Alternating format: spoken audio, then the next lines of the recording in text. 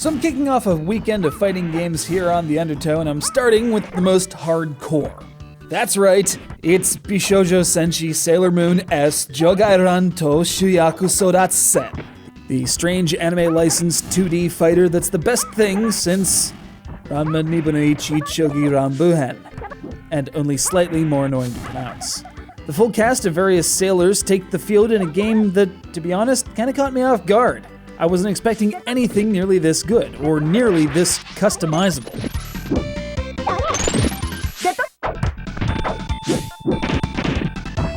So before there was Arcana Heart, or Skullgirls, or even Dead or Alive, there was the cast of Sailor Moon beating each other up for fun and profit.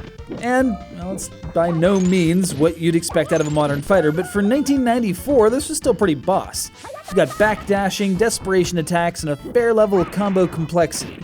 Everything runs off of quarter and half circles, like most games today, so it'll be exceptionally easy for your average player to pick it up and jump right in.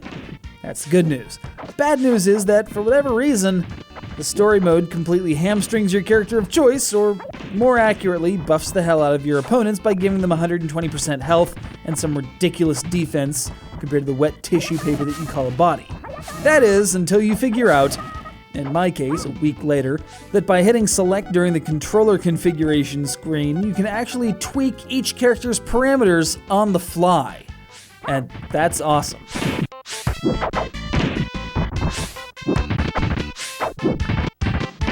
By doing this, the game goes from massive uphill climb to very flexible, if a bit easy.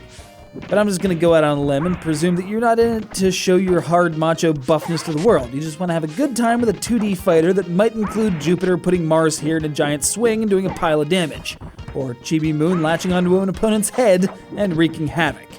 There's a good bit of gameplay diversity between the characters, which is good because, let's face it, they're all teenage girls in very similar outfits. You need a scorecard that differentiates between hair color to keep them straight.